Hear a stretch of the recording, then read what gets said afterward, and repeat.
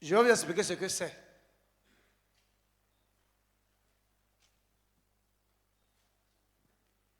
Ici, dans le texte, Christ n'est pas venu 2 fois, mais il est venu une fois dans le texte ici avec 2 missions.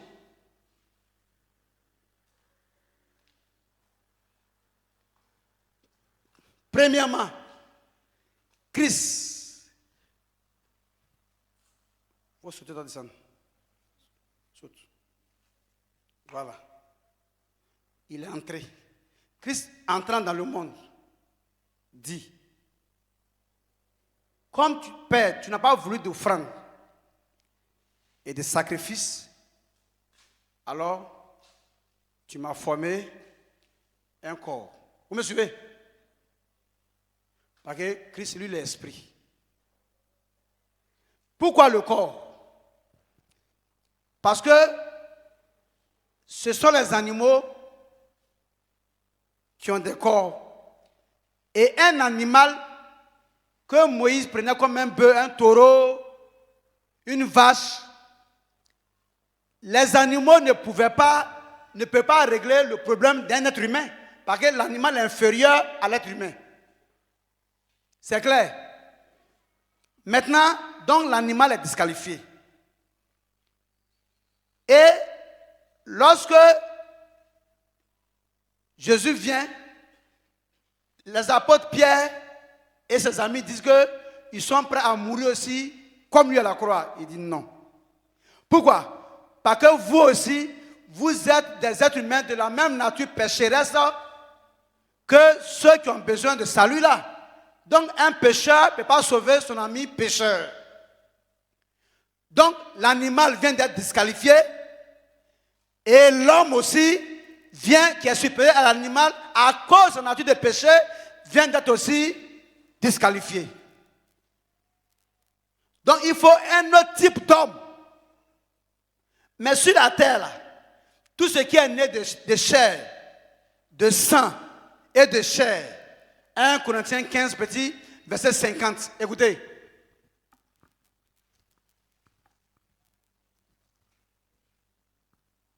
« 1 Corinthiens 15, verset 50. Ce que je dis, frère, c'est quoi? C'est que quoi? La chair et le sang ne peuvent hériter le royaume de Dieu. C'est-à-dire et que quoi? La corruption n'hérite pas l'incorruptibilité. Donc, ce qui est né de chair et de sang ne peut pas faire l'affaire de Dieu. Ne peut pas participer à la chose de Dieu. Donc, quand on enlève les animaux, à part Jésus, qui était le précurseur de l'Esprit Saint, donc le premier à porter en lui le Saint-Esprit, qui avait l'Esprit Saint sur la terre?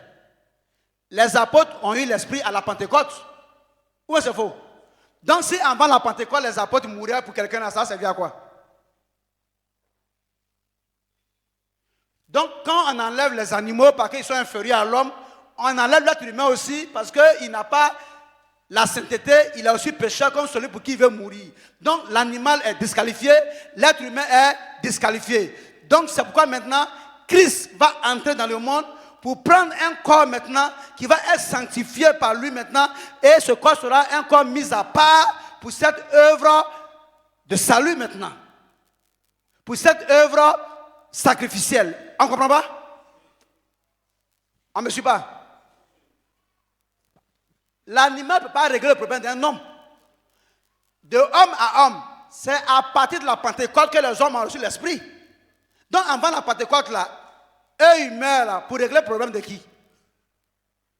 Avec quoi? Tu as péché, et tu as réglé le problème d'un pécheur, tu as disqualifié. Donc du coup ici, ce qui te rend capable de régler le problème, c'est quoi? C'est si Dieu est avec toi. Donc on a besoin d'un Emmanuel.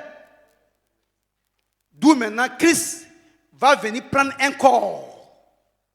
Donc ce corps sera sélectionné parmi les autres corps de péché. Lui maintenant, ce corps, quand lui il essaie de mourir maintenant pour ceux-là, à cause de son étranger qui est en lui là, lui il a un poids de purification, un poids d'assainissement, un poids de sainteté. Ou bien c'est faux? Donc Ici d'abord, en fait, pourquoi je tourne là? Je voulais déjà vous faire savoir pourquoi l'animal a été disqualifié. Parce qu'il est inférieur à l'homme. Pourquoi un autre homme n'a pas été pris? Parce qu'il est de la même nature de péché. Donc maintenant, il faut un autre type d'homme. Mais il va naître d'où? De qui?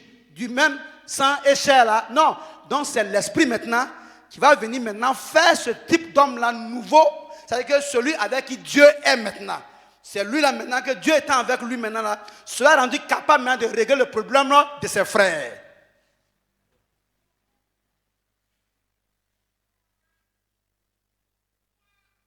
Donc lui devient un grand frère. Et puis les autres frères, dans la chair sans l'esprit, qui fait de lui grand là, et deviennent les petits frères. Hébreux chapitre 2, le verset 11. Hébreux chapitre 2, le verset 11. Car Quoi? celui Alors, qui sanctifie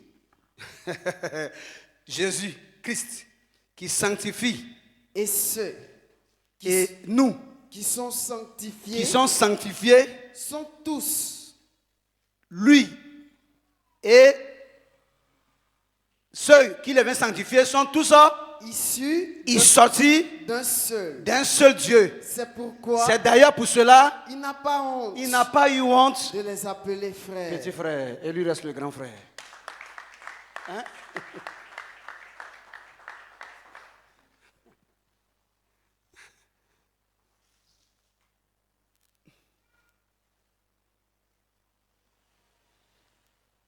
Vous êtes en train de comprendre dans les détails, hein?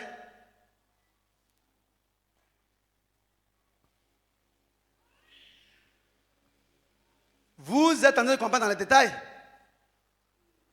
Suivez-moi bien. Maintenant, on évolue. Ici, là, pour le sacrifice, comme Dieu n'a pas voulu l'animal, il n'a pas voulu l'être humain qui est semblable à qui? Il n'a pas voulu l'animal qui est inférieur à l'être humain. Il n'a pas voulu un être humain de même nature que celui pour qui il doit être sacrifié. Il a voulu un être humain supérieur aux êtres humains pour régler le problème. Donc il donne son esprit à un corps humain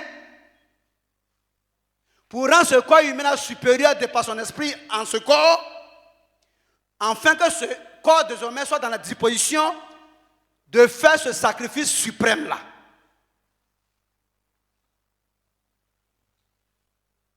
On ne s'est pas compris? C'est compris? Hein? On comprend? Il laisse l'animal parce que l'animal est inférieur. Il laisse l'homme parce que l'homme est de la même nature que celui pour qui il doit être sacrifié. Donc il a besoin d'un homme certes, mais un homme supérieur à l'homme adamique qu'il a créé. Donc qu'est-ce qui pourra permettre à un homme que Dieu a créé à être supérieur à ses frères? C'est quand lui, Dieu, son esprit, va venir habiter dans l'un d'entre eux, ça va le différencier de ses frères et il sera supérieur à lui. Car ce qui me donne la supériorité sur vous ce matin-là, c'est l'Esprit de Dieu qui est sur moi. Parce qu'il m'a oint pour vous annoncer ces bonnes nouvelles.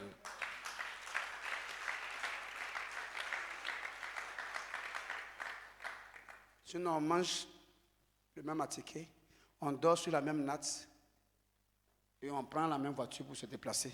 Mais qu'est-ce qui me rend supérieur? C'est son esprit. Donc, qu'est-ce qui vous rendra supérieur? C'est son esprit. C'est pourquoi marcher selon l'esprit et non selon la chair, car l'affection de la chair, c'est la mort, mais l'affection de l'esprit, c'est la vie par la justice de Dieu. Donc, il ne s'agira pas de dire aux gens que vous êtes nés de nouveau quand vous savez que vous marchez toujours en ancienneté de vie. Mais si vous marchez en nouveauté de vie, ne leur dites même pas que vous êtes nés de nouveau. C'est ton Dieu qui vous demanderont, tu es un nouvel homme, tu lui demanderas, qu'est-ce que tu fais de ça? Mais je ne te connais plus, je ne te reconnais plus. Tu marches en nouveauté. C'est que je suis né de nouveau. Ne dites plus que vous êtes né de nouveau. Laissez-les constater votre nouvelle vie. Et ils sauront que vous avez une nouvelle naissance. Ce n'est pas ceux qui disent, Seigneur, ceux qui font la volonté.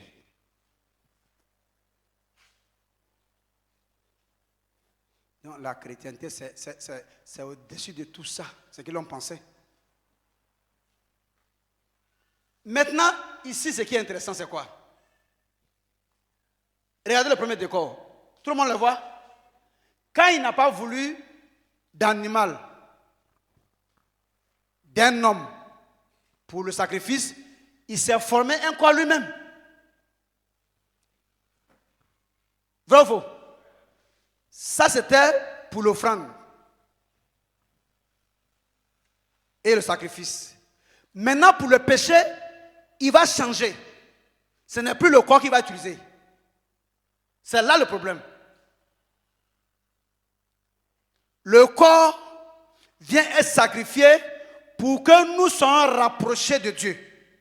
Et le deuxième là, ce n'est pas le corps. Voilà ce que je veux faire comprendre. Il est venu avec deux choses. Il est venu avec deux choses. Petit, tu es prêt?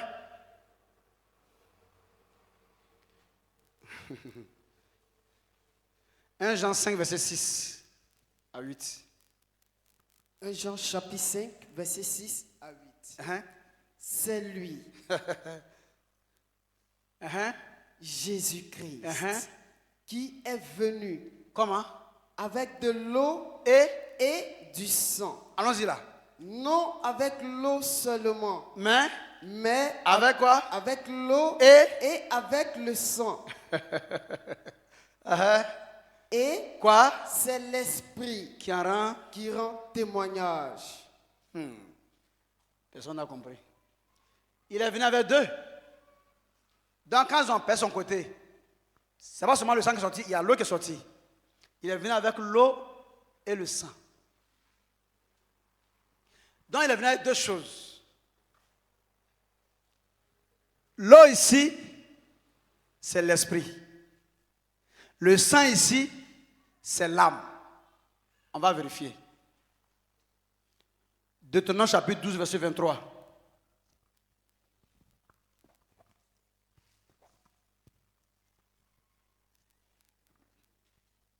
Aujourd'hui là, Dieu veut que je vous explique quelque chose.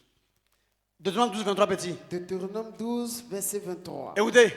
Seulement, gardez-vous de manger le sang. De manger le sang. Pourquoi?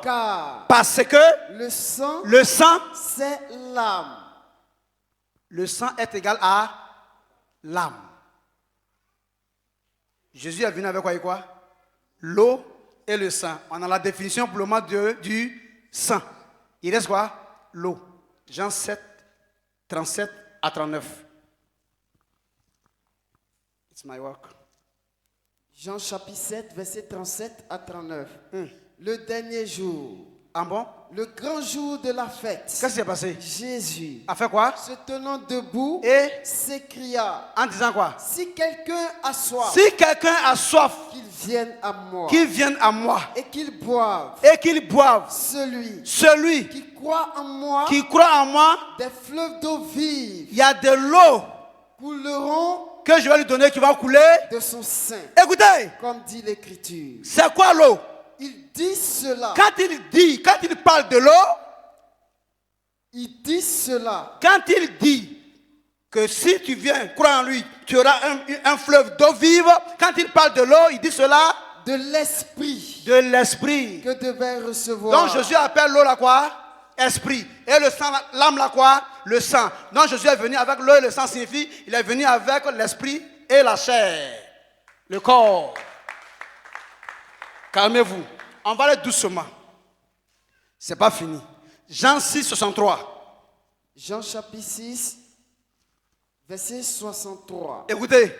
C'est l'esprit. C'est l'esprit. Qui vivifie. Qui donne la vie à l'homme. Écoutez. La chair. La chair. Ne sert de rien. Ne sert pas à grand chose. Les paroles. Les paroles. Que. Je vous ai dit. Moi, Jésus, je vous ai dit là, sont purement esprit et vie. Donc, quand Jésus est venu avec l'eau et le sang, qui signifie avec l'esprit et la chair là, ça veut dire que l'esprit là, c'est la parole qui va se faire chair. Acte 1, on arrive. Les étudiants sont embrouillés. La machine tourne. Vous pouvez t'embrouiller. Et lui a dit que je vais vous accélérer. Ça, mais il n'y a pas accéléré. Hein. Ça, c'est ce que vous pouvez comprendre.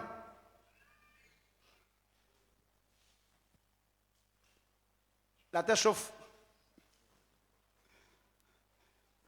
On est prêt? Beaucoup sont perdus dans le film actuellement. Beaucoup sont perdus dans le film actuellement. Je dis, vous me suivez? Désorienté? Dispersé? Un peu perdu? Hein?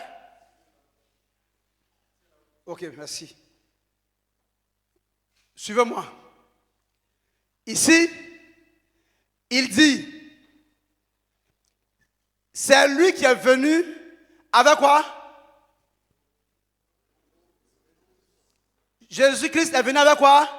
Avec l'eau et le sang. Mais il n'est pas venu seulement avec le sang, mais avec l'eau et le sang. Maintenant, nous sommes allés dans les Écritures pour connaître la définition de chaque élément qu'il a emmené. On a trouvé qu'en Deutéronome 12, verset 23, le sang, c'est l'âme, donc la vie du corps. Hein? Et l'eau, et ce qui est intéressant, l'eau que Jésus a emmenée, parce qu'il dit, celui qui croit en lui, des fleuves d'eau vive couleront. Donc il parle de l'eau que lui va donner là. Il disait cela de l'esprit qu'allait recevoir ceux qui croiraient en lui. Donc lui, l'eau que lui a emmenée là, il signifie clairement qu'il s'agit de l'esprit. Maintenant, si tu as trouvé l'eau ailleurs, ça c'est autre chose, mais l'eau de Jésus, là, c'est ça, nous on parle. Donc, si tu allais appeler l'eau d'un puits, esprit, ça, c'est ton affaire. Mais pour le moment, je parle de l'eau que Jésus a envoyée. Comment il appelle ça? Il dit c'est quoi? C'est de ça que moi je parle. Hein? Et il n'y a plus de... Non, personne ne vient maintenant. Ce qu'il a dit qui va être mal dit là, c'est faux. Parce que c'est bien compris. Je n'ai pas dit que l'eau en général est esprit. J'ai dit l'eau que Jésus a envoyée là. Jésus dit que c'est esprit. Ou bien? C'est pas fini. Donc on demande à Jésus, tu es venu avec deux éléments, l'eau et le sang. Le sang c'est quoi? Moïse donne la définition du sang. Parce que Jésus là, il est venu trouver le sang là avec Moïse ici. Donc il dit ça, Moïse peut vous expliquer ça. Au moins si c'est pour l'eau que Moïse n'a pas amené, là je peux donner l'explication. Mais allez voir Moïse. Moïse dit que si c'est le sang là, ça c'est l'âme. On dit, ah d'accord. Maintenant Jésus il reste l'eau là. Il dit si c'est l'eau que moi j'ai envoyée là, ça c'est l'esprit. Donc tu es venu avec âme et esprit. Donc âme qui est la vie du corps et l'esprit qui est la vie de Dieu. Donc on comprend qu'Emmanuel, Dieu est avec nous vraiment. Hein? Donc la vie de Dieu avec notre âme.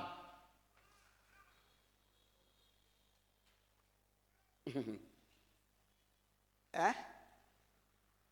Mais hier, quand le temps de Christ n'était pas encore arrivé, on vivait seulement que par l'âme. Donc, quand on mourait, on disait de nous qu'on venait de rendre l'âme à Dieu. Mais depuis que Jésus-Christ est venu avec l'esprit, on dit maintenant qu'il a remis l'esprit entre les mains du Père. On ne dit pas que Jésus a rendu l'âme. Donc, toi, tu ne rends pas l'âme quand tu es en Christ. Ça va? Yako. C'est mon travail. Et ils apprennent. Il n'y a pas de papier, hein? Il n'y a pas de document, il n'y a rien. C'est Dieu ceux qui parlent.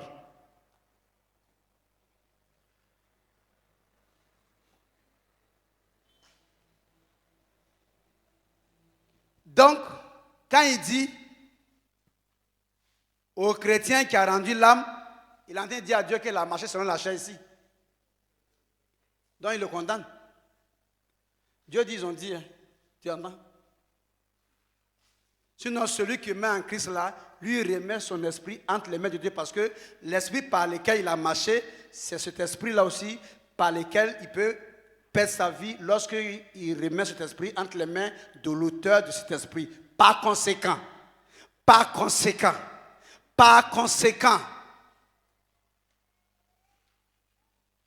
et par conséquent, celui donc qui a compris que étant en Christ, étant un Emmanuel, un Jésus-Christ, un Emmanuel, donc celui avec qui Dieu est, de par son esprit et qui a pris plaisir à magnifier l'esprit en marchant par la parole de l'esprit, donc en marchant par l'esprit, et qui sait qu'il ne pourra mourir que par l'esprit lorsqu'il va rendre l'esprit entre les mains du propriétaire de cet esprit sur la terre quand il vit. Il devait savoir par conséquent, il devait savoir quoi? Que ceux qui se disent sorciers visaient les âmes des hommes. Or, lui ne vit plus par l'âme, il vit par l'esprit. Qui a mangé son esprit?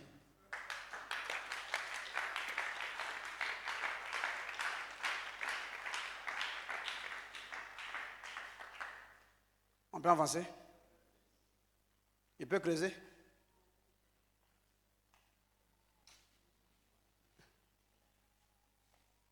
Ah, vous ne répondez plus.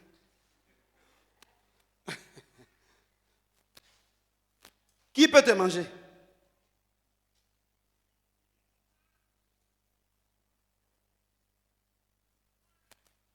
Qui peut te manger?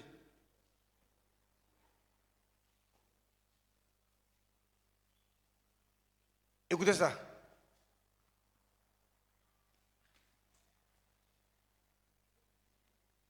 Entre l'esprit et puis l'âme, qui est l'eau, qui est le sang, le souffle et puis l'eau là, qui est au-dessus de qui? Écoute ça. Exode 4, verset 9.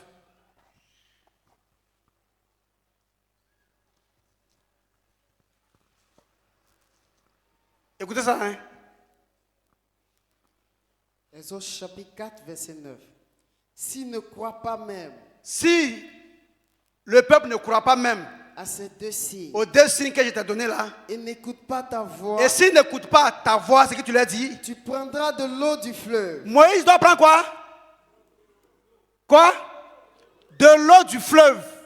Tu la répandras sur la terre. Et tu vas répandre l'eau du fleuve sur la terre. Et l'eau Et l'eau que tu auras prise du fleuve fleuve. deviendra du sang sur la terre. Donc le sang vient de quoi? Et le corps vient de quoi? Le corps vient de quoi? Tu es poussière. C'est pourquoi tu retournes dans la poussière. Donc quand tu prends l'eau, tu mets sur la poussière là, ça devient sang et la poussière devient corps. Ça va?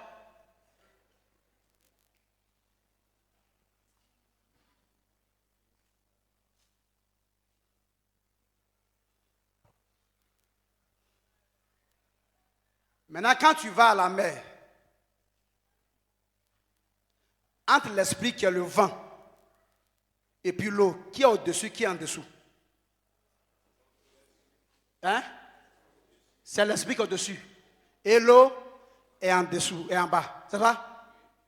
Maintenant, l'eau, c'est le sang. Le sang, c'est l'âme. Parce que l'eau, c'est le sang, c'est différent de l'eau que Jésus a envoyée. Ne mélangez pas. J'ai déjà fait la précision.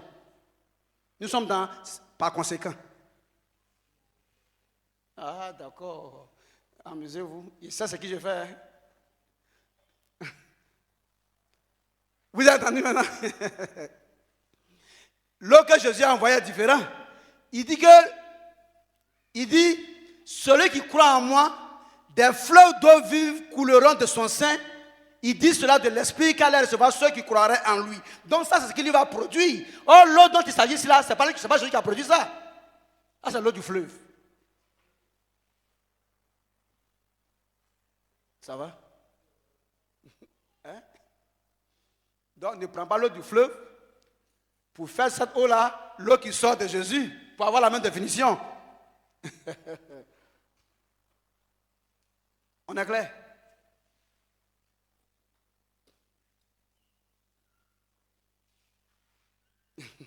Monsieur, ça va? Du coup, si Jésus parle d'une eau que lui va donner, qui est différente de l'eau du fleuve qui est sur la terre, donc cela signifie que Jésus parle d'une eau qui va venir des cieux, d'en haut. Donc comment ça s'est passé? Puis il y a eu de l'eau en haut pour que Jésus envoie. La Bible dit quoi? Au commencement, Dieu dit qu'il y ait un firmament, qu'il y ait un toit pour séparer les eaux d'avec les eaux. Les eaux qui sont au-dessus du firmament et les eaux qui sont en dessous. Donc ce qui est en dessous là a fait le sang qui est l'âme et ce qui est au-dessus là est devenu un fleuve d'eau vive. Ça va?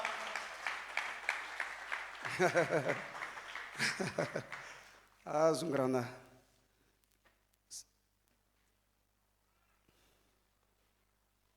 Ça va, hein? Bien sûr, on est quelque part aujourd'hui.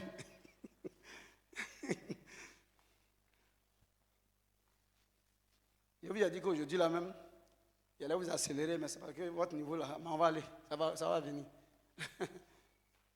Alors, il n'y a pas de papier, il n'y a pas de conducteur, il n'y a rien. C'est Dieu qui parle. Suivez. Il n'y a pas de Bible, il n'y a pas de document, mais tout est écrit là-bas.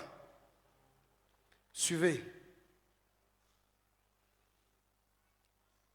Donc, on veut essayer de donner un peu de conseils à ceux que les pasteurs ont effrayé contre les sorciers là, quoi. Ça y est, on veut donner un peu de conseils. Si l'eau du fleuve, c'est le sang qui devient l'âme du corps de la poussière de la terre sur laquelle l'eau du fleuve a été répandue, conclusion. Oui, je reprends. Si l'eau du fleuve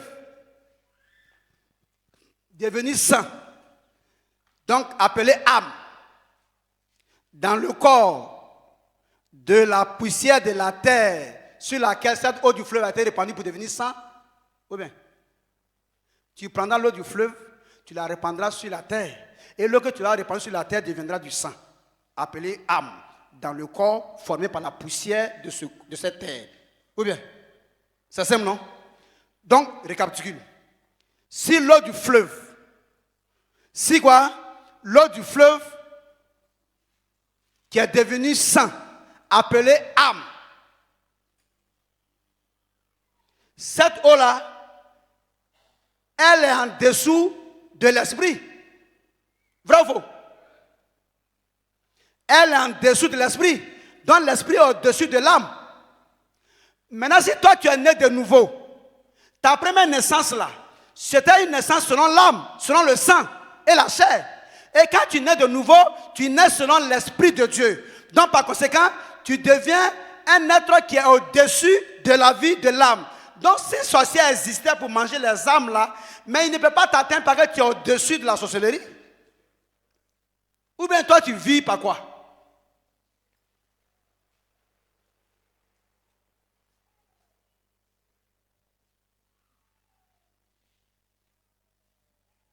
D'où l'affection de la chair, c'est la mort, là, tu comprends maintenant? Comme tu veux l'âme. Comment? Non, mais tu es sage, ma petite. Tu es très sage, hein?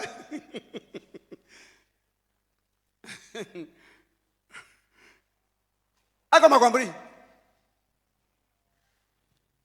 Maintenant, si toi tu es né de l'esprit, vous voyez au village, quand le parent veut bénir ou veut maudire son enfant, il prend de l'eau et il verse à terre et il appelle le nom de l'enfant et il prononce des malédictions. Vrai ou faux?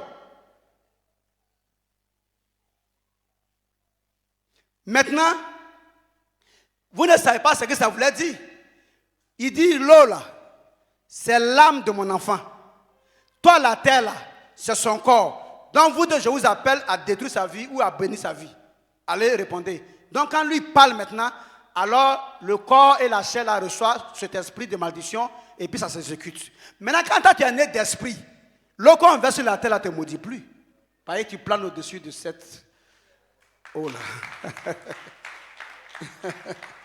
Donc, ni l'enchantement, ni la divination, ni la malédiction ne peut contre Israël. Ni l'épée, ni le péril, ni la famine, ni la nudité ne peut, parce que l'amour de Dieu pour nous est grand. Nous sommes au-dessus de ces choses. C'est-à-dire que quand tu es en Dieu, regarde un peu qui marche, il y a un peu qui arrive. Tu sais à qui tu ressembles? Quand tu es en Dieu, quand tu as l'esprit de Dieu, vous savez à qui vous ressemblez? Hein? Viens, suis-moi bien. Quand tu es en Christ, quand tu es en Dieu, quand tu es Emmanuel, quand tu as l'esprit avec toi, tu sais à qui te ressemble? L'esprit, c'est l'esprit, le souffle. Le corps, c'est la poussière. Vrai ou faux? Donc, voilà comment tu marches. Tu marches en deux choses. La terre vient de l'eau. Donc, soit tu es esprit avec poussière, ou bien tu es esprit avec l'eau. Donc, on commence par esprit avec poussière. Quand tu viens esprit avec poussière, tu viens en tourbillon. Et rien ne s'arrête, tout dégage. Quand tu viens en esprit avec eau, tu viens en vague. rien ne s'arrête, tout s'abaisse. Donc celui qui a d'esprit là, il n'est pas à ce niveau-là. Un pasteur ne lui fait pas peur, un pasteur ne peut pas l'effrayer, parce qu'il dit, je sais en qui j'ai cru.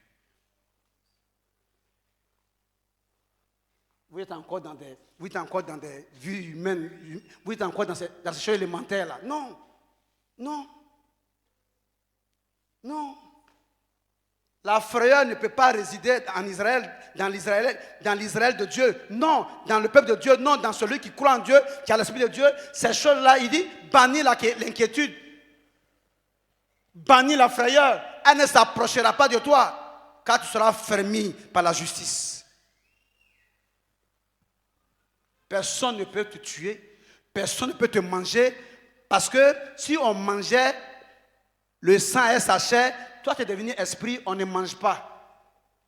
Tu souffres, on entend ton bruit, on sait que tu existes, mais où tu es quitté, où tu vas, personne ne sait. Si tu ne crois pas encore pour le moment, cherche à croire. Quand tu vas croire, toi, ça va, c'est une réalité. Parce que nous sommes déjà dans cette réalité et nous ne craignons rien de ce qui est dans ce monde parce que nous sommes au-dessus de ces choses. Je ne sais pas si monsieur veut comprendre, hein?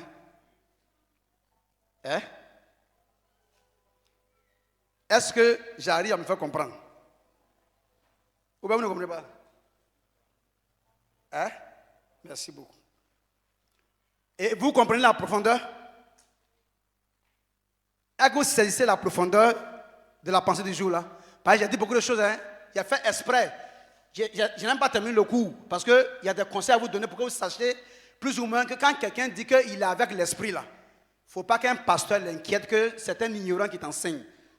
La Bible dit, nous n'avons pas reçu un esprit de timidité, ni de crainte, ni de peur, mais de force, de puissance, d'assurance. Quand tu es esprit, tu échappes à tout. Alors, tu ne peux pas être esprit par proclamation. Il faut être esprit par appréciation de marche. C'est-à-dire que, comme tu apprécies ta marche en Dieu, pour toi-même te rassurer que tu es de l'esprit.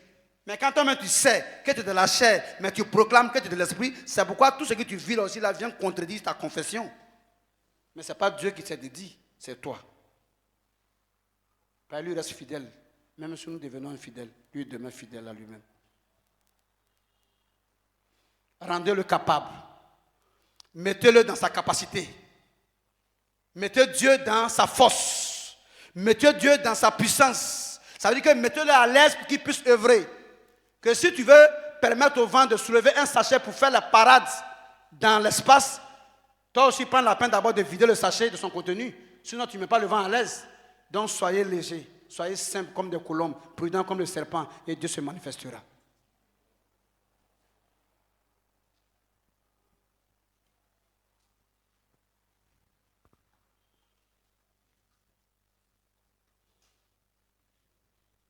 Vous me suivez?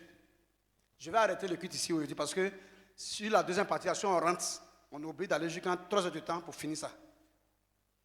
La deuxième partie là, c'est 2 groupes, non? Nous sommes sur le corps. Maintenant, nous allons venir sur le côté. Peut-être si Dieu permet, si l'inspiration va changer de quand, le dimanche prochain, nous allons voir le péché. Il dit, parce que tu n'as agréé ni sacrifice ni holocauste pour le péché. Là, maintenant, c'est quoi il a envoyé? Parce que quand il n'a pas agréé ni holocauste ni offrande, qu'il a envoyé le corps. Maintenant, il revient encore pour dire, tu n'as agréé ni sacrifice ni holocauste pour le péché. Pour le péché, maintenant, c'est quoi il va envoyer? C'est différent, ce n'est plus le corps. C'est pourquoi il est venu avec les deux. L'eau, qui est l'esprit, et le sang, qui est la vie de la chair du corps. Donc, il est venu avec l'esprit et la chair. Mais, il est venu pour détruire la chair.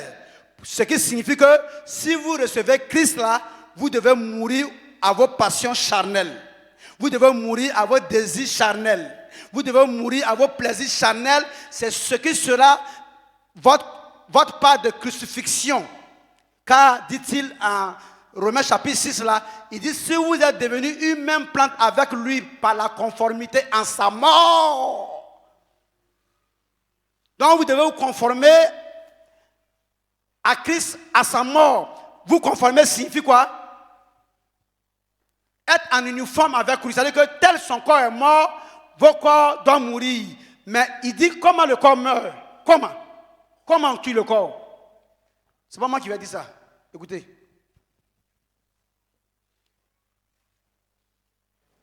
Romains 8. Commence à 14, je vais voir. Romains 8, 14. Car Quoi? tous ceux qui sont conduits par l'Esprit de Dieu Sont quoi? sont fils de Dieu. Tu peux remonter encore 12, hein? Verset 12. Ouais. Ainsi donc, Quoi? frères, Hein? nous ne sommes point redevables Nous ne devons plus rien, à la chair. plus que la chair est déjà morte. Hein? On ne doit plus rien à la chair pour qu'on soit obligé d'obéir tu vois maintenant, au désir de la chair. On a déjà dit que nous sommes passés de la chair à l'esprit. Maintenant, on le doit quoi encore à la chair et puis on est toujours dans son sang. On s'en va. Pour vivre selon la chair. On ne doit plus rien à la chair pour que nous soyons obligés de vivre selon la chair. On s'en va. Si vous vivez selon la chair, tu t'amuses à continuer de vivre selon la chair étant en Christ, vous mourrez. Il ne faut pas dire que tu as pas les sorciers. Toi-même, tu vas mourir sans sorcier même. Allons-y. Mais. Si. Quoi? Par l'esprit. Voilà comment tu es la chair. Vous faites mourir. Voilà comment tu es la chair. Par l'esprit. Ça veut dire que par la parole, vous faites mourir les actions du corps. Vous vivrez. Ça veut dire quoi? Si par rapport à ce que ta chair te pousse à dire que il ne faut pas dire la vérité, il faut nier. Si toi tu dis non, si je nie, c'est que je ne crois plus en Dieu, je vais reconnaître, Dieu va me faire grâce. Toi, tu as décidé de vivre selon l'esprit en tuant la chair comme ça par ses actions. Voilà ce que ça veut dire. Il faut le gifler. Et comment tu es devant les gens? Dieu a demandé de faire la paix avec les gens, que ça Dieu la vengeance et la rétribution, ça n'est pas mon problème. Tu as fait mourir les actions de la chair pour faire vivre la vie de l'esprit et tu vivras parce que Dieu sera avec toi. Voilà comment faire mourir la chair. C'est un combat perpétuel qui est engagé dans votre cœur. Et souvent vous dites que un cœur m'a dit, mon autre cœur m'a dit. Et c'est ce que Jésus disait. Son un cœur lui dit, change les pieds en pain. L'autre cœur lui dit que l'homme ne veut pas seulement de pain, mais tout par le sort de la bouche de Dieu. Ce n'est pas Satan, c'est la chair et l'esprit qui sont opposés. En fait, que vous ne fassiez pas ce que vous voudrez.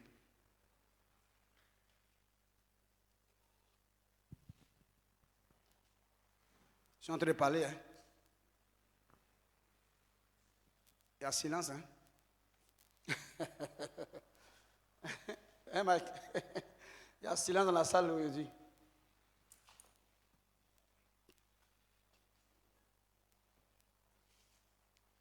Comment l'homme doit marcher par l'esprit même? Comment l'homme doit faire même pour vivre par l'esprit même? C'est tellement simple. Tes poisons, tes idées de poison là. Tes idées que tu as, que si on te demandait de dire au micro, tu as dit non. Comment? C'est ça qui est la chair. Ouais, une question.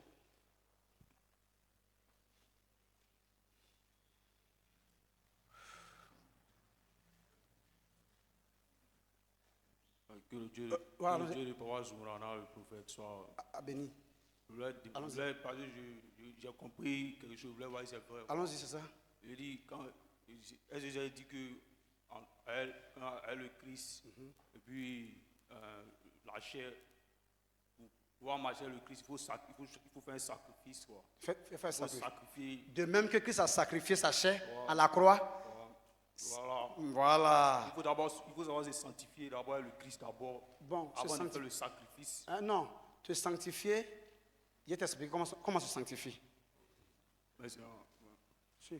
Non, garde le micro. Je vais te montrer comment se sanctifie. Jean 17. Voilà. Il faut suivre. 17.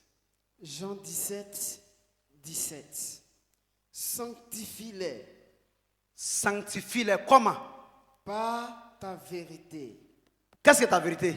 Ta parole. C'est ta parole là. Est la vérité. Donc celui qui veut se sanctifier là, c'est de faire attention à la parole de Christ qu'on lui donne. S'il a pris ça en compte, il s'est déjà sanctifié déjà parce qu'il a mis la sanctification de Christ qui est sa parole en lui. Donc en marchant dans la parole, il marche dans la sanctification de Christ. Ça c'est déjà clair. T'as compris? Merci. Assieds-toi. Donc, comment on se sanctifie? Voilà. Donc, ici, donc la deuxième partie maintenant, c'était le sacrifice. Voilà. Le sacrifice maintenant, de même que ce même Christ, il s'est sanctifié lui-même par cette même parole. Parce que, tu vois, Christ entrant dans le monde, et c'est la deuxième partie, ça. Donc, c'est l'esprit. Or, il dit quoi? Les paroles que je vous ai dites là sont cet esprit-là. Donc, la parole qui est venue dans le corps de Jésus l'a différencié des autres corps de ses frères.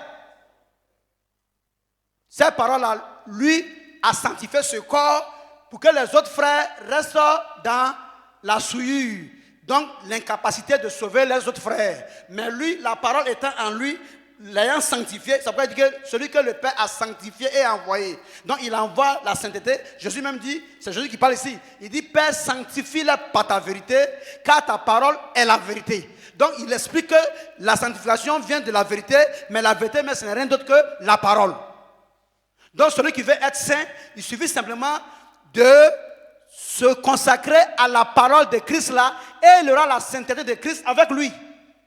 Mais celui maintenant qui veut être saint par les jeûnes, qui veut être saint par les offrandes, qui veut être saint par les sacrifices, il dit il n'a agréé ni sacrifice ni offrande.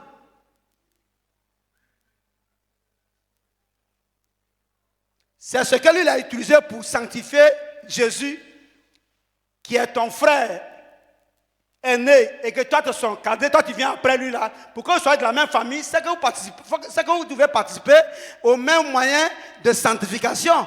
Donc si c'est la parole qui l'a sanctifié, toi aussi là, il ne faut pas faire fi de la parole, c'est la parole qui doit te sanctifier. Mais si vous vous loignez de la parole, et que vous invoquez le sang de Jésus, et que vous prenez le nom de Jésus, pour le moment vous n'êtes pas encore approché de la sanctification d'abord. Quand vous allez finir tout ça là, vous allez revenir maintenant dans la parole de Jésus-Christ pour participer à sa sainteté, enfin maintenant de voir ce que son nom pourra faire pour vous maintenant. Alors, c'est dans ça en fait qu'est inclus en même temps le sens du sacrifice là. Comment accepter de laisser moi mes désirs pour les désirs de la parole qui va me sanctifier? C'est là le sacrifice. Merci. Ça va? Ok, c'est tout. Vous comprenez? Comment? Et le gars dit, c'est pas que je suis encore jeune, sinon si j'étais un peu vieux, au moins c'était bon. J'arrive. Alors Jésus dit, mais c'est pourquoi moi, je me suis fait sacrifier jeune. Ça veut dire que tu peux être jeune et puis accepter le sacrifice.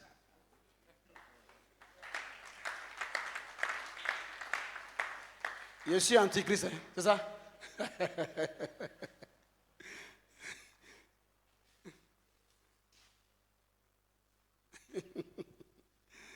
Merci bien. Il dit en Jean 12, quand il viendra, il me glorifiera. Alors, la charmante demoiselle, nous sommes à vous.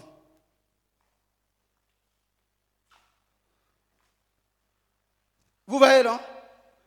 Vous comprenez aujourd'hui un peu la profondeur de la chose. Voilà. J'ai creusé un peu pour vous. Hein.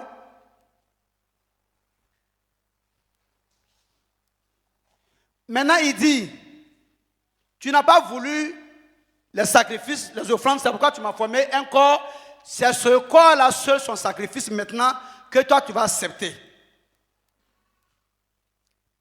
Mais ce corps sacrifié n'est pas ce qui vous sauve. C'est là le problème. Ce corps sacrifié là va servir à ce que le sang là coule par le sacrifice. Le sacrifice sera un moyen de faire couler le sang du Christ par Jésus. N'est-ce pas? Parce que désormais, l'âme de Jésus est associée à l'esprit de Christ, donc à la vie de Dieu, le Zoé. Suivez-moi bien.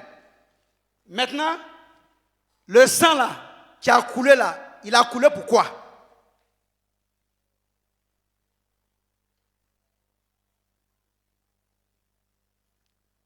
Je vais donner deux choses, deux raisons d'abord pour aujourd'hui. 1 Pierre 1, verset 18 à 19. Écoutez d'abord la première raison, et vous allez écouter la vraie raison maintenant encore, qui est plus forte que la première. Écoutez. 1 Pierre chapitre 1, versets 18 à 19. Sachant que Que quoi? ce n'est pas par des choses périssables, Que quoi? pas de l'argent 1, ou de l'or, 2. que vous avez été rachetés Que vous avez été récupérés par Dieu de la vaine manière de vivre par rapport à la mauvaise manière de vivre que vous aviez que chacun hérité de vous. Mais que vous aviez, puis chacun de vous, là où est la différence? C'est juste l'explication, donc tu continues, non? que vous aviez hérité de vos pères. Que chacun de vous a hérité de ses parents, donc d'Adam. Vous entendez? Allons-y. Mais Il dit, sachant que ce n'est pas par des choses périssables. Ce n'est ni par de l'argent, ni par de l'or, que vous avez été rachetés de la vaine manière de vivre que vous avez hérité de vos pères. Mais c'est quoi que Dieu a pris pour nous racheter? par le sang précieux de Christ. Le sang précieux de Christ a servi à quoi? À notre rachat. Ça veut dire quoi? Vendu au péché et on vient payer la rançon pour nous libérer, pour que nous venions maintenant, au lieu d'être esclaves de ce péché à qui nous avons été vendus, nous devenons maintenant esclaves d'un nouveau maître qui est la justice. Donc déjà, Esaïe nous prévenait en disant, observez ce qui est droit, je vous en prie, et pratiquez ce qui est juste, parce que le nouveau maître qui va venir vous payer là, lui, il ne joue pas avec la justice. Ça va? Mon petit, c'est mon travail.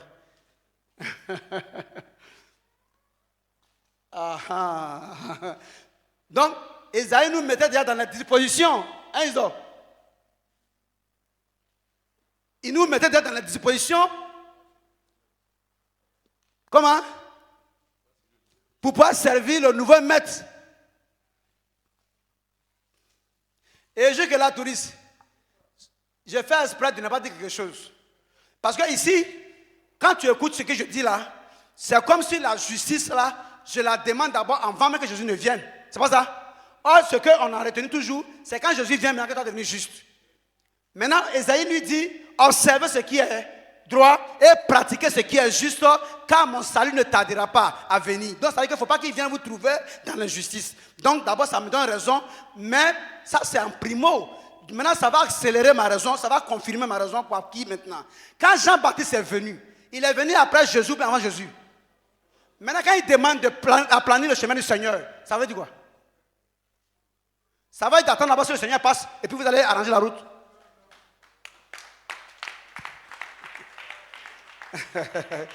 C'est-à-dire, j'ai fait exprès pour des fichus pour que s'il y a des imbroglios, ils vont rentrer, puis je vais les récupérer, ils vont comprendre ce qu'il y a dedans.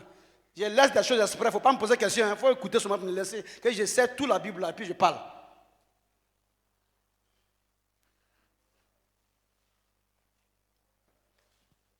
Quand il nous rachète, pour que nous l'appartenions désormais, ce qui signifie qu'avant le rachat, nous étions ailleurs. Et quand il nous rachète, nous serons rapprochés de lui maintenant. Vrai ou faux? Donc écoutez la deuxième raison du sang de Jésus-Christ qui devait couler par ce sacrifice maintenant. Éphésiens chapitre 2, verset 14. 14 est bon? C'est bon. Commence à 11. Éphésiens chapitre 2, verset 11. Écoutez. C'est pourquoi. Vous. Autrefois païens.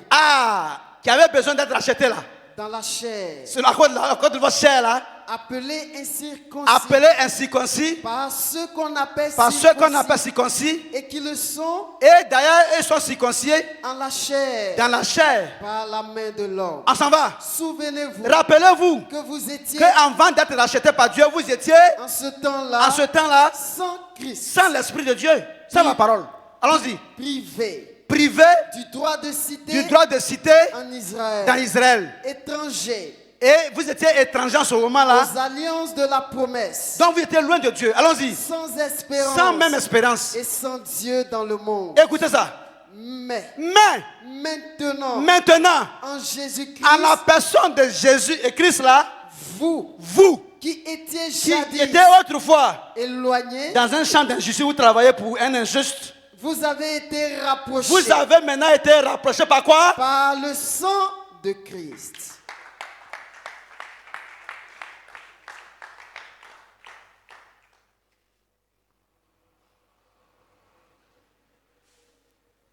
Donc le sang de Christ ne te rend pas d'abord juste.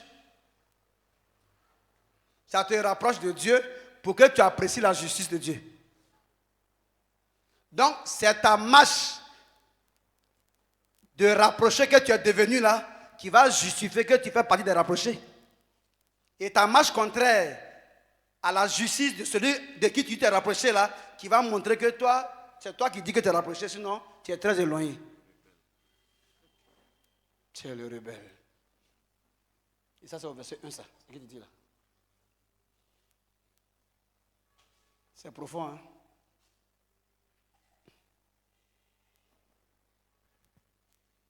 Rapprocher.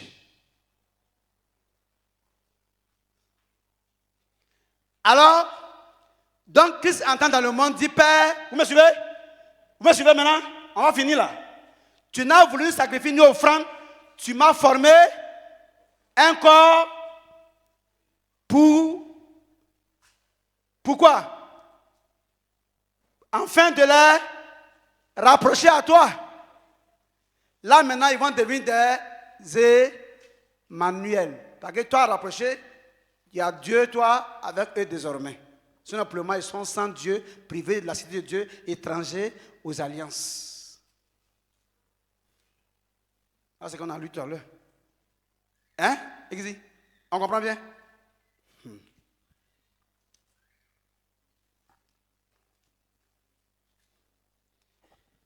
Donc, la première action, tu n'as voulu sacrifier une offrande, tu m'as formé un corps. Ce corps de sacrifice allait permettre quoi? Le rapprochement de l'humanité à Dieu. Mais ce n'est pas ce qui va régler le problème du péché. Maintenant, le problème du péché va te régler maintenant. Avec tout le monde, vous qui êtes ici là, avec vous la voyez. Là, Betty, viens. Va là-bas d'abord. Voilà, merci. Cache-toi un peu d'abord. Derrière. La petite et puis le petit qui est là-bas, vous la voyez? Passez ici un peu. Va derrière, va vite. Venez ici. Vous la voyez? Comme tu n'as gagné ni sacrifice ni offrande pour le sacrifice là, tu m'as formé, moi, Christ, l'Esprit là, tu m'as formé un corps pour que ce corps soit sacrifié, mais juste pour que le sang, ce corps là, puisse rapprocher le monde qui était perdu là à toi. C'est clair? Donc, lis la première partie, ça c'est verset 5. Écoutez. Hébreux chapitre Suivez la démonstration, suivez bien. C'est une démonstration, suivez bien. Hébreux chapitre 10, verset 5. C'est pourquoi Christ, viens. Bon, c'est bon, attends. entrant dans le monde, dit que quoi? Tu n'as voulu. Verset 5, hein? Écoutez le français là, verset 5. C'est pourquoi Christ, entrant dans le monde, dit que quoi? Tu n'as voulu. Quoi? Ni sacrifice. 1. Ni offrande. 2. Mais quoi? Tu m'as formé un corps. Et c'est ce corps là qui est à moi la croix, non? C'est ce corps qui a été crucifié, non? Ce sang servait à quoi? À nous rapprocher de Dieu, en nous rachetant des belles manières de vivre, n'est-ce pas? Verset 5. Maintenant écoutez le verset 6 encore. Il reprend. Verset 6. Il dit quoi? Tu n'as agréé. Il reprend encore. Tu n'as pas accepté. Ni holocauste. Ni holocauste. Ni sacrifice. Ni sacrifice. Viens ma petite. Retrouvez-vous derrière. Retrouvez-vous derrière. Toi viens maintenant. Christ encore. Il parle encore. Tu n'as agréé. Ni holocauste. Ni holocauste. Ni sacrifice. Cette fois-ci pourquoi? Pour le péché. C'est la même chose pour le rachat là. C'est la même chose pour le rachat, pour le rapprochement. Donc il y a deux actions en un. Donc on a vu le corps qui a servi au rapprochement par le sacrifice de la croix. Et maintenant cette fois-ci là, il va prendre autre chose maintenant pour le péché. Là ce n'est plus le corps. Voilà ce que je veux faire comprendre. Là qui me suivent. Vous me suivez?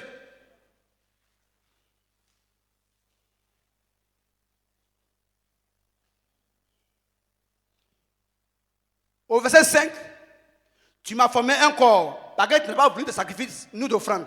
Au verset 6, tu n'as agréé ni sacrifice ni holocauste pour le péché. Écoutez. Alors, Oh. Comme tu n'as pas voulu ça pour le péché, alors j'ai dit, j'ai juste dit, voici, je viens j'arrive. dans le rouleau du livre. Cette fois-ci, je ne viens pas maintenant dans le corps, mais je viens dans la parole. Il est question de moi. C'est de là-bas qu'il sera question du règlement du péché. La parole qui sanctifie, la parole qui est la vérité, la parole qui restaure, la parole qui guérit. Ce n'est plus le sang. Ne mélangez pas les choses.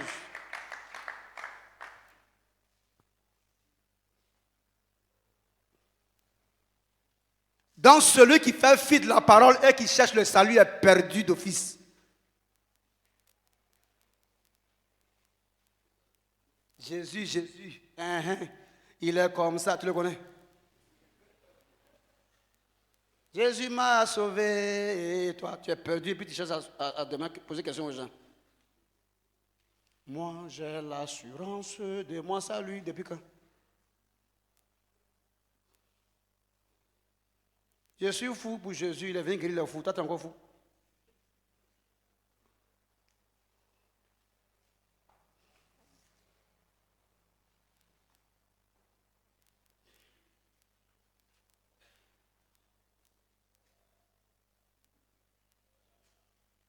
Pour le rachat, pour le rapprochement, il a choisi un corps qu'il a sanctifié. Mais pour le péché, c'est la parole qu'il a choisie. Car la parole est la vérité. Et la vérité est la parole. Et la vérité qui est la parole est ce qui les sanctifiera. Donc ce qui les purifiera, les justifiera. Tu entends? Donc celui qui marche dans la parole, marche dans la sanctification de Dieu. Celui qui marche loin de la parole, là, marche dans la souillure.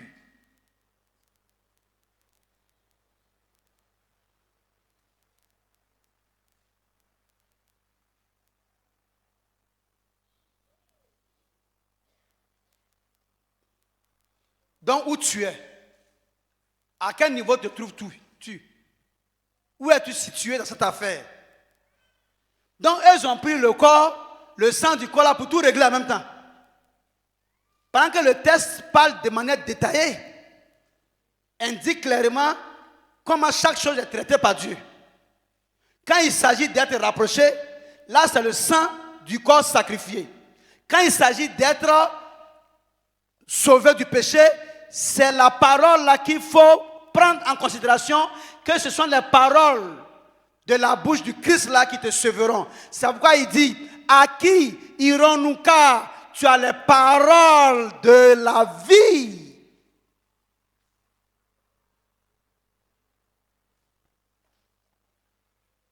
Éphésiens chapitre 1 verset 13. Écoutez ça. Éphésiens chapitre 1. La puissance de la parole. Écoutez ça. En lui. Alors, en ce Christ là, Jésus là. Vous aussi. Après avoir entendu. Oui. Après avoir invoqué son sang. Hein? Après avoir considéré son sacrifice à la croix. Après avoir invoqué son nom. Après avoir entendu quoi? La parole de la vérité. La parole de la sanctification. Ça vaut? Jean 17, 17.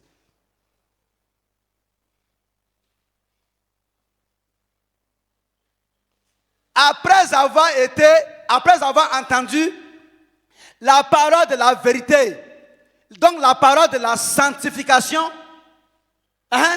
L'évangile. C'est-à-dire son évangile à lui, Jésus là, c'est ça qui est appelé la parole de la vérité, c'est ça qui est la parole qui sanctifie.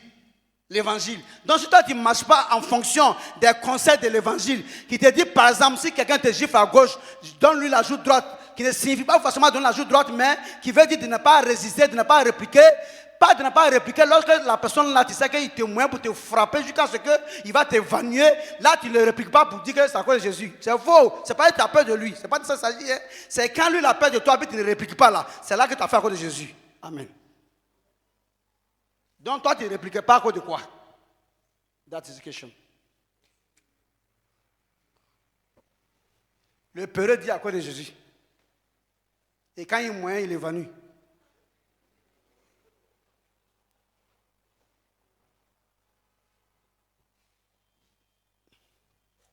Le pauvre orgueilleux qui prend Baka, il dit que non, c'est sa simplicité. Le il a l'argent, il dit, il ne monte pas dans Baka. Le patron qui est simple, il porte des shorts et des tapettes pour montrer sa simplicité. Quand quelqu'un qui ne le connaît pas lui demande de venir soulever des cartons avec lui ensemble, il dit, ça ne va pas chez toi, c'est mon entreprise. Il vient de porter la veste. Alors, vous êtes où? Vous êtes où? Si vous continuez de saluer ceux qui vous saluent, que faites-vous d'extraordinaire? Soyez fils de votre Père qui est dans les cieux. C'est-à-dire qui a été élevé au-dessus de la considération humaine. Mais ne soyez pas fils de votre Père qui considère ce que l'homme considère. Donc, qui est en Christ là, ce n'est pas la bouche. Hein.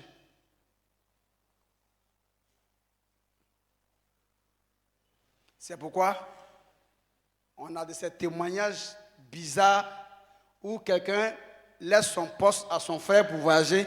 Avant son retour, il a déjà gâté la tête du patron et puis c'est lui qui prend la place. Et puis on renvoie le propriétaire du poste et le dimanche prochain, il vient rendre témoignage, Jésus-Christ est Seigneur. Et on acclame le Seigneur. Voilà de tels témoins que Jésus les accorde parce que ce Jésus qu'ils prêchent là, qu'ils enseignent là, ce n'est pas celui dont nous on parle. Lui, c'est un Jésus de justice et de droiture qui s'annonce même avant son avènement. Or, ceux-là qui ne tiennent même pas compte malgré qu'il est déjà parti.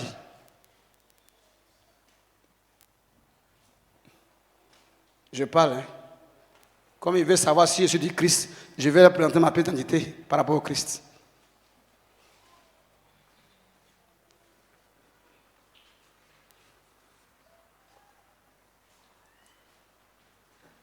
Vous me suivez?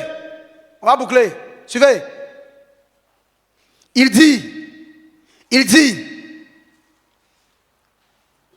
vous aussi, après avoir entendu la parole de la vérité, donc la parole du salut, donc l'évangile, hein? Hey! D'ailleurs, écoutez, reprends le verset 13. En lui, Jésus-Christ, vous aussi, après avoir entendu la parole de la vérité, l'évangile. Calme-toi. Stop. Il ne faut pas terminer ça. On vient. L'évangile, et puis tu aspires. Suivez. On s'arrête d'abord. Parce que quand on dit en lui, tu ne sais pas de qui il s'agit. Quand on dit évangile, qui est le propriétaire d'évangile? Jésus. Donc en lui, c'est qui? C'est de Jésus. Ça va? Maintenant, la qualité de l'évangile qu'il a amené, c'est quoi maintenant? En lui. Jésus. Vous aussi. Après avoir entendu quoi? La parole de la vérité. 1. L'évangile. 2. De votre salut. Jésus a amené l'évangile qui vous sauve et non la mort d'une croix qui vous sauve. Ça va?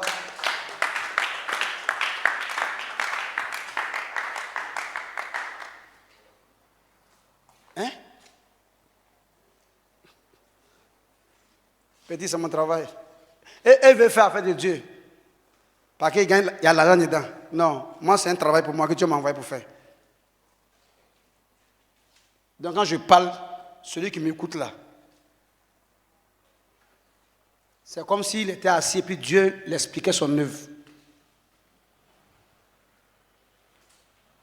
Vous me suivez? Il dit, en lui, comme vous ne savez pas en lui là c'est qui encore, on va remonter, vous allez comprendre maintenant. Il a donné en lui 3 fois. Tu es dans Éphésiens, non? 1, non? Commence au verset 1 d'abord. Présente-lui. Éphésiens 1, verset 1. Paul dit quoi? Paul, apôtre de Jésus-Christ. Alors, allons-y. Par la volonté de Dieu. Aux saints qui sont à Éphèse. Donc, il est devenu serviteur de Jésus-Christ par la volonté de Dieu. Verset 3. Écoutez la phrase. Béni soit Dieu. Le Père de notre Seigneur Jésus-Christ. Qui nous a bénis de toutes sortes de bénédictions spirituelles dans les lieux célestes. En qui ça? En Christ. Continue maintenant. 4. En lui. Jésus-Christ là. Dieu nous a élus avant avant la fondation du monde. Pour que quoi? Nous soyons saints et irrépréhensibles devant lui. Dieu nous a choisis en lui avant la fondation du monde pour que nous soyons saints et sans défaut irrépréhensibles. Signifie quoi? Ça veut dire qu'une fois que vous êtes né en Jésus-Christ là, celui qui signifie que vous êtes né dans la parole qui s'est fait chair là, et cette parole là va vous sanctifier. Donc il nous a élus pour être saints en la personne de Jésus-Christ. Si on considérait la parole du salut, la parole de vérité qui sanctifie de Jésus-Christ, qui est l'évangile qui nous apporte. Mais quand on ramasse tout ça pour mettre à côté, puis on regarde le sang et puis le nom de Jésus-Christ, ou au bout. Voilà.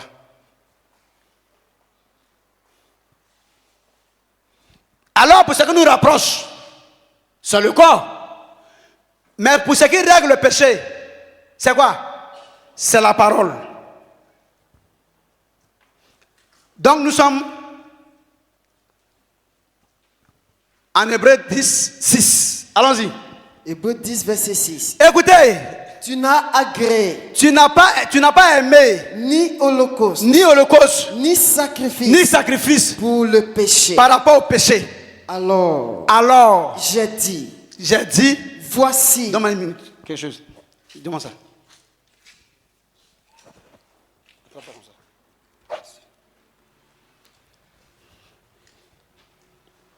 Comme tu n'as pas agréé ni holocauste ni sacrifice pour le péché, alors j'ai dit. Quoi? Voici. Je viens. Cette fois-ci, le Christ vient. Dans le rouleau. Du livre. Dans la parole. Vous entendez? Pourquoi? Il est question. C'est de moi qu'il est. De moi. Question. Si tu veux me trouver moi Christ, il faut aller dans le rouleau car c'est de moi que le rouleau parle. Vrai ou faux? Car c'est de moi que la parole parle. Vrai ou faux? Donc tu ne pourras pas avoir Christ ailleurs sans la parole. Parce qu'il dit, comme tu n'as agréé ni sacrifice, ni holocauste pour le péché, alors j'ai dit, je viens dans le rouleau du livre. Je viens dans le rouleau du livre de manière littéraire. Voilà ce que ça signifie. Je viens, on ne peut pas venir dans un rouleau. Non, mais je viens dans une sorte de marche en conformité, en accord avec ce qu'elle dit dans le rouleau. Et c'est moi qui suis venu par le rouleau et le rouleau est venu à moi.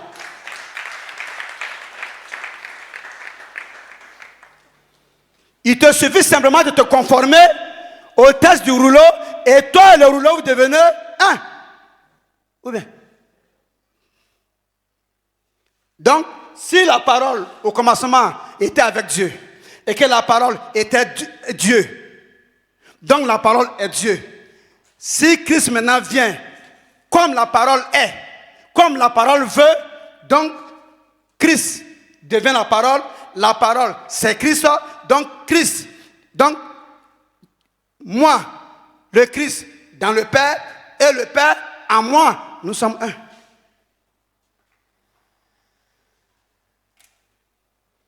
Ou bien. Donc, lui, fils, est devenu un avec son père au moyen de la parole.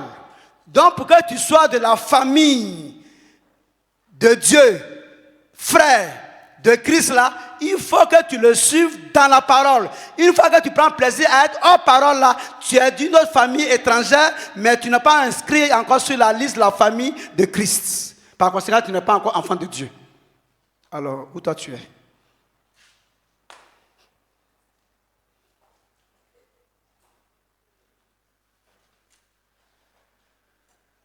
C'est pas fini, hein? Il y a un mot qui arrive. C'est ce mot que j'attends et puis j'ai bouclé. Il y a un mot qui arrive. C'est pas fini, il y a un mot qui arrive, qui est plus fort, c'est lui que j'attends. Comme tu n'as voulu ni sacrifice, ni offrande pour le péché, j'ai dit alors, je viens dans le rouleau. Ça veut dire quoi? Je viens dans le rouleau signifie, c'est acte 2. Je viens pour faire que ce que est écrit dans le rouleau, que toi tu veux que l'on fasse pour que ce problème de péché soit réglé. Ou bien, c'est encore cela, venir dans le rouleau. C'est pourquoi, petit, garde ce passage et puis prends Jean 6, 38.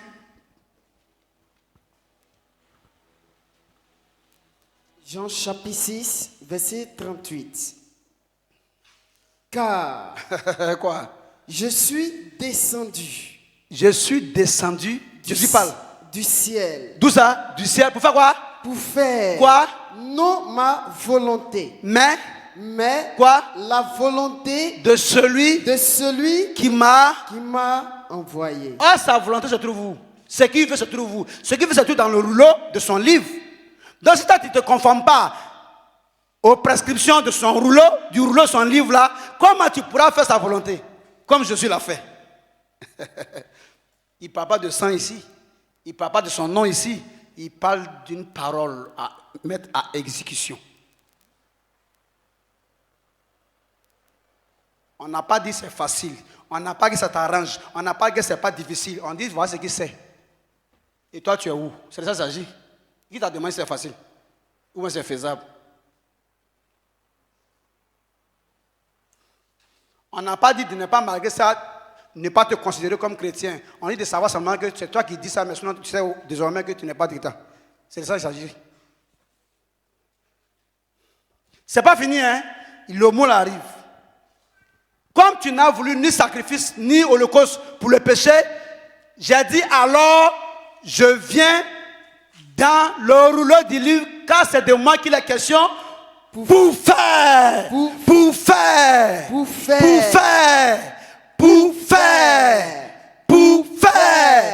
Oh, Dieu, quoi? Ta volonté. Donc, qu'est-ce qui règle le problème du péché de l'homme? C'est la volonté de Dieu qui règle le péché de l'homme et non le sang de Jésus et non le nom de Jésus-Christ. La volonté de Dieu, rien que la volonté de Dieu. C'est par là le Fils est passé et ses frères doivent passer par là. Parce que celui qui sanctifie et ceux qui sont sanctifiés sont tous issus d'un seul. C'est pourquoi celui qui le sanctifie n'a pas honte de leur appeler frère.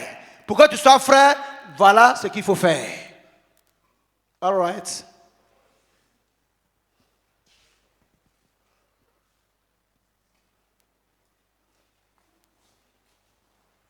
Ami, on comprend?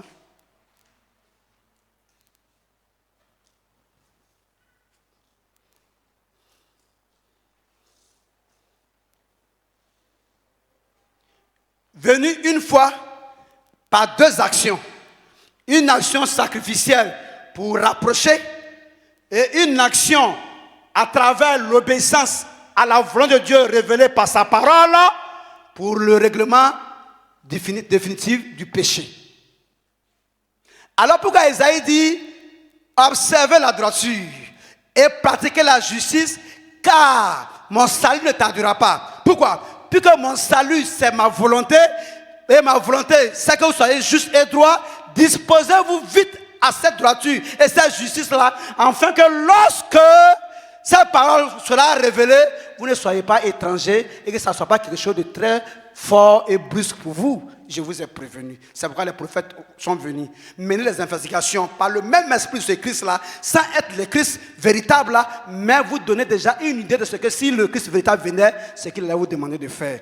Disposez-vous en aplanissant le chemin de votre Seigneur si vous l'aimez. Alléluia.